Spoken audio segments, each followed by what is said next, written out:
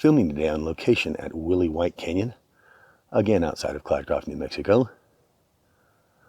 We're at an elevation of about 8,600 feet above sea level and an ambient air temperature of about 82 degrees. One of those beautiful blue New Mexico days. Hi folks, Dan with High Country again, back with a long-delayed episode number 2 of Backpacking Food. After many reshoots, much questioning of my judgment, wailing, gnashing of teeth, and lamentations to the video gods, I finally decided to go with my original plan, which was to shoot limited cook or no-cook stove-type cooking foods first, and then do campfire cooking foods second. Now the reason for that is fairly simple. For breakfast and lunch, I generally just want to get some calories in me and get on the trail, so limited or no-cook foods are going to be a better option. For dinner, I've got time. We're going to set a hard camp, we're going to have a campfire, so I can have a little more sumptuous feast, some more calories in my belly, and a little something to help me fill me up so I sleep and stay warm at night. So let's progress from there. Episode 2, Backpacking Food. Here we go.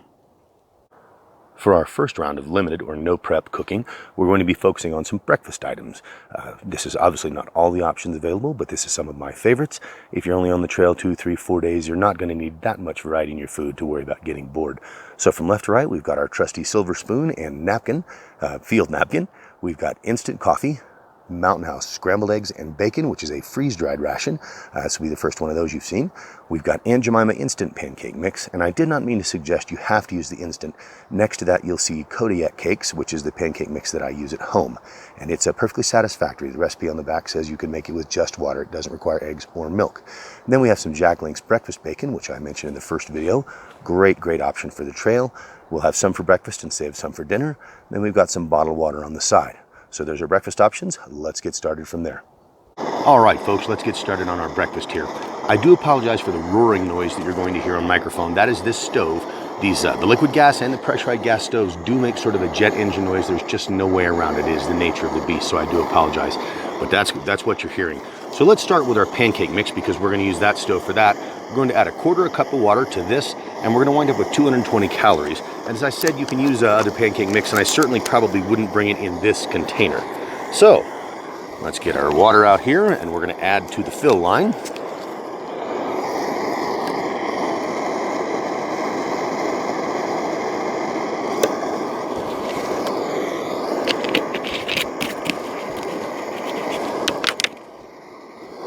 And stir. The key here is going to be breaking up all of your clumps. It's just like pancake mix at home, except you just won't have a whisk. Now I think I've added just a shade too much water. We'll see when I get all the clumps broken up, but I think I've made it a little too thin. I think I added just a shade too much water. We shall see. And I will pay for it dearly in the pancake cooking if that is the case. Now, something about campfire cooking, it's not like home. You got to get your pan good and hot. So make sure you're doing everything in advance, that you take the time to get your stove hot, to get your pan good and hot. If you add ingredients to a cold pan, you're going to hate your miserable life, I promise you.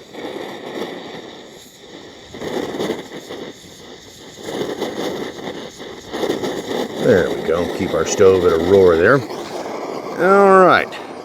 Our pan's getting hot. As you can see, we've got some powdered butter on there.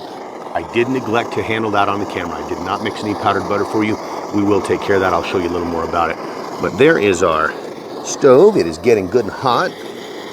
What you're seeing around it is an aluminum heat shield. It helps keep some of the heat going upwards instead of being swept away by the wind, and it'll help your process. It'll help your cooking process go more quickly.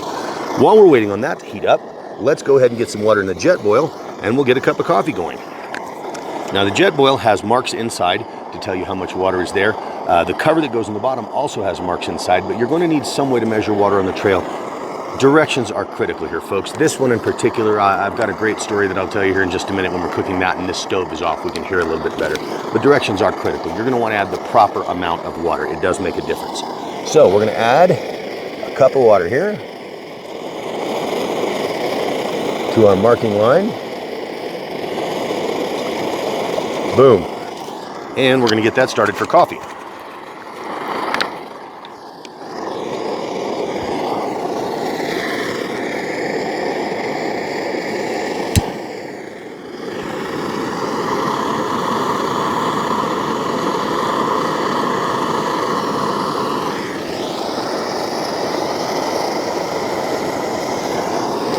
There we go. The jet boil is boiling nicely.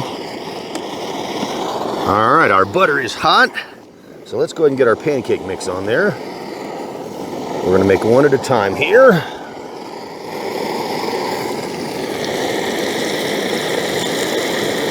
There we go. We'll let that sit and cook for a minute. All right. You notice we're getting bubbles in the pancake already. It's starting to crust up around the edges. That's good. We're going to go ahead and get our coffee ready to go here. This is all gonna happen pretty quickly.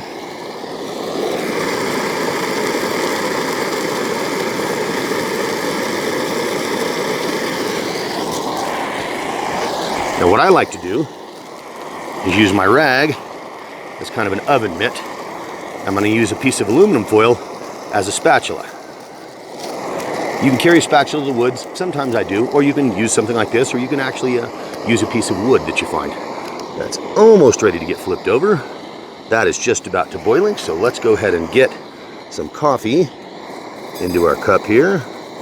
You can see how concerned I am about directions on my instant coffee. But that's just not that big a deal. We're going to wash our spoon clean so we can use it to stir our coffee.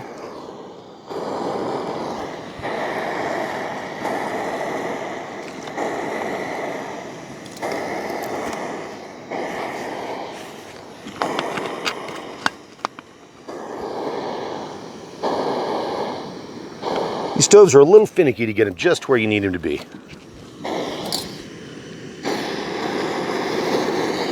Go. All right, water is boiling for coffee. That's how quick that jet boil works. You just saw it live on camera. That jet boil is ready to go. How sweet is that? So we're gonna add that water to our coffee cup here in our instant. Boom, good to go. All right, give that a good stir. I do hope this jet noise isn't absolutely intolerable for you. Now, as I mentioned, I carry syrup in this for sweetener, and that's what I'm going to use for my coffee today, as opposed to trying to carry sugar cubes or something of that nature. Just add a little syrup there, and stir. And there's coffee, just that quick. Now, if you don't like Folgers and you want to bring Starbucks, something like that, that's fine. Whatever suits you. I'm not a coffee snob, so it doesn't make that big a difference to me. We're going to set that aside. I think we're going to try and turn our pancake here. I think we're probably ready for a turn. So we'll get that off the stove.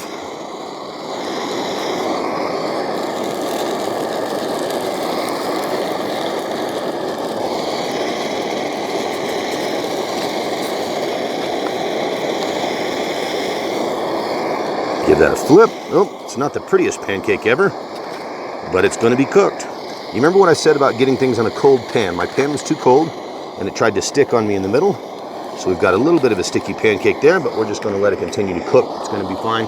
As long as it's cooked, it's pancake. It doesn't have to be perfectly round. You're on the trail. Adapt and overcome. Semper Gumby. Always flexible. That's your trail motto. Well, let's go ahead and get another bottle of water, so a cup of water started here for our scrambled eggs and bacon. They are going to take, I believe, what are we talking about here? 1 cup of water. So again, we're going to go to our measuring line in the jet boil. There we go. I'm going to fire up the jet boil. Getting very low on fluid in this bad boy. Almost out of gas, but it should be enough to get us through today. Put the lid on there to keep it tight. Now, I'm going to pour this out here and give you a little idea of the consistency of this stuff so you can see what it looks like prior to being cooked. It's very unusual. Very unusual. And I'm going to come to the camera here and give you a closer look at it. All right. There's our scrambled eggs and bacon. It has somewhat the consistency of styrofoam, the texture and consistency of styrofoam. It's very odd, extremely light. It doesn't look like it's going to be appetizing, but it really is going to be tasty in the end. The little brown bits you see are bacon dust. There's actually some chunks in there as well, but that's what it's going to look like before you start. Looks like our pancake is cooked on that side. So let's give it another flip.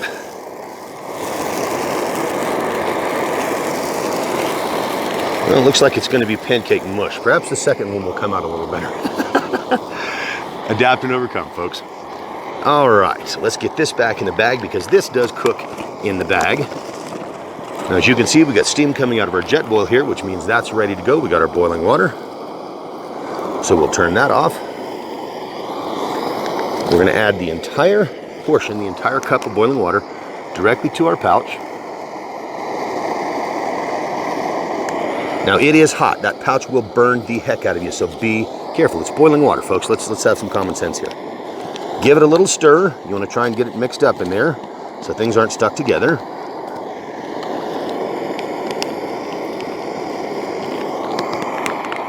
And then you're going to set it aside for 5 minutes, I blink.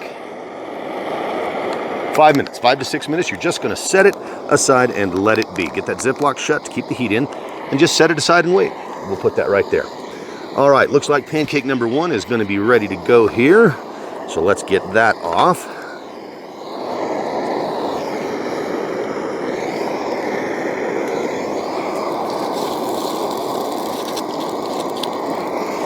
Use our spoon to give it a good scrape. There we go. All right, let's experiment with pancake number 2. Let's make it a little bit smaller and see if that doesn't do a better job for us. Let's try that. You will find generally on the trail, and this follows along with most foods, smaller baked potatoes cook better in the fire. Smaller pancakes work better. Smaller portions of cornbread work better. When you're out here and you can't actually control your temperatures as precisely as you would like at home, work with a smaller portion that's going to be beneficial to you. But let's go ahead and give this a taste. Put a little syrup on this pancake here.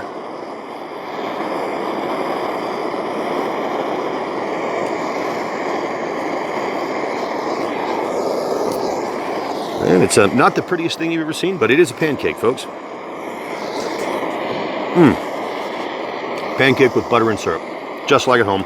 Hard to beat, especially after a long day on the trail. You're hungry, you're beat down. This is just so nice. Indeed. You're watching me eat. I do apologize, but it's just so good. Pancakes and syrup on the trail. America. All right, let's set that aside. We've still got a couple of minutes on our mountain house here. Our next pancake is cooking. That'll be the last one we do today, so I can turn that off and we can get a little better quality of microphone sound. Let's have a sip of coffee here.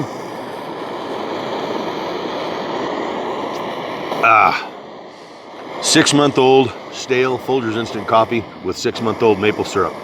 Good stuff, Maynard. I'm just not a snob.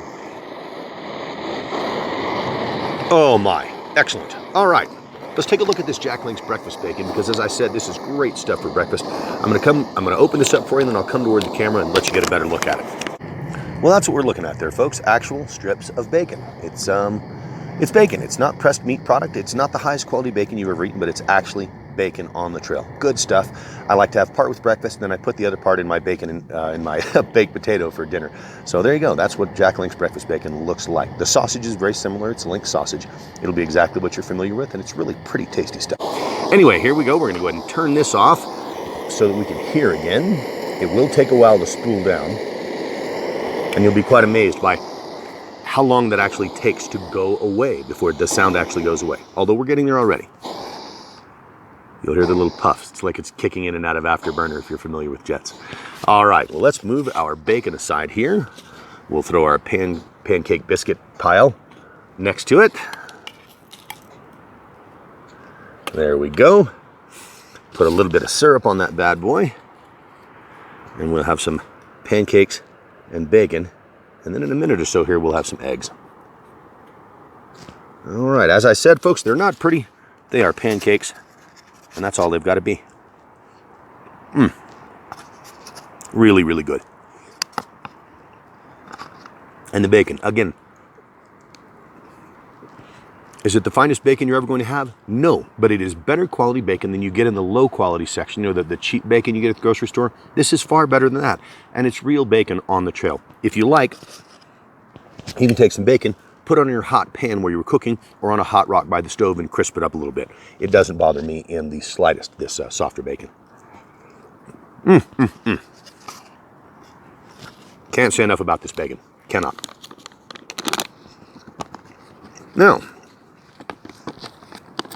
Our scrambled eggs and bacon are ready to go.